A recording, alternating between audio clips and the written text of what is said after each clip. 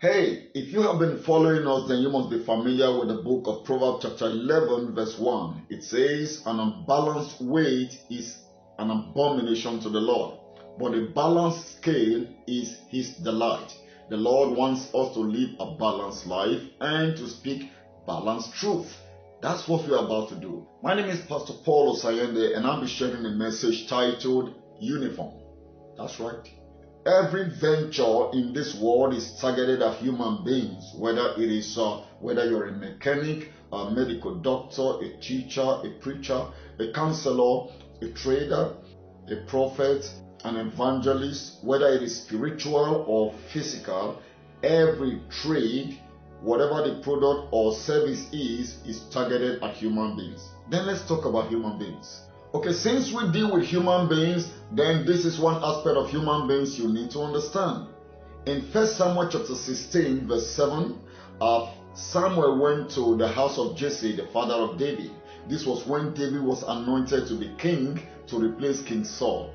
The first set of guys that were presented to Samuel were very attractive, but God came and warned Samuel and said, do not look at the appearance, don't even look at the stature, because I have rejected him.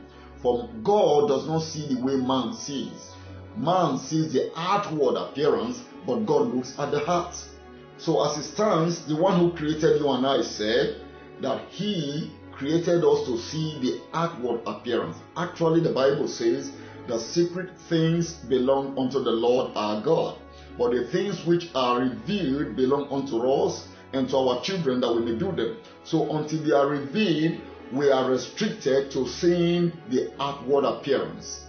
And since your product or service, whatever you do on earth, is targeted at human beings, spiritual or physical, it therefore means that the packaging is as important as the content.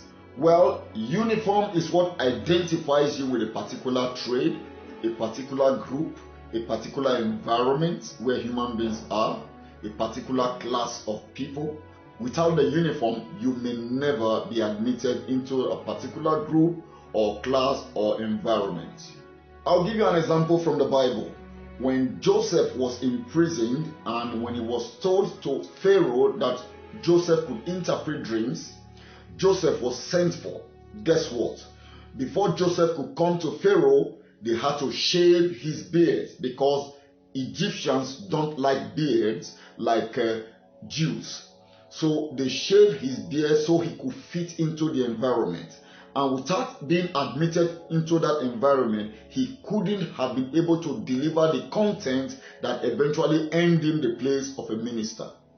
Another very common example you can remember is that some of you may have seen or experienced where you drive to an event and then they tell you, the gate man tells you, Oga, park outside. And meanwhile, a car behind you comes close to the gate, and then they open the gate for that car to go in and park in a precious position. So you see that uniform is not compulsorily a cloth that you put on. It could be something invisible, just an aura, just a presence that you carry that gives you admission into a place of opportunity while others stand outside. There are two ways you can get the right uniform. Something that admits you into a place of opportunity while others are rejected. Number one, you can get it physically. Sometimes, no matter how anointed you are, there are some people that will never listen to you if your grammar is not right. So for just language proficiency alone, you may miss out on the opportunity of delivering your good content. So package is also important. Oh yes, uniform can be as physical as brushing your teeth before you propose to a sister after praying for 7 days. Otherwise, without brushing your teeth, your prayers of 7 days may end up in being delayed. Uniform can just be as simple as wearing the right dress for the right occasion. Sometimes you may be very qualified for the job, but you see, because of your posture during the interview, you may just be rejected. So these are physical examples of what we mean by uniform. Anything you can do physically to admit you into a place of opportunity. Uniform can be invincible, something spiritually inspired by God. I call it the aura of acceptance. It is like an ambience, a presence that you carry along with you that gives you admission into places that others don't get into, places of opportunity. Some of you would have gotten to a place of opportunity, and then someone looks at you and says, there is something about you. I can't put my hand. Have we met before? Please come in. I'll give you an interesting example. Do you know that every silver or gold that David had in his life, he had to fight for? But unlike David, Solomon didn't need to lift a finger. He sat where he was, and the Queen of Sheba and many people came from all the way to give him what he needed. So what David fought for, Solomon attracted. That's what we mean by the aura of acceptance. It's a form of uniform that God puts on you and gives you a presence that makes people admire you and prefer you over others. So if you are in this world to sell whatever it is you have, whether product or service to human beings, you must mind the packaging. The type of uniform must fit and be able to admit you to that place of opportunity. But on a scale of preference, the spiritual uniform is preferred to the physical uniform.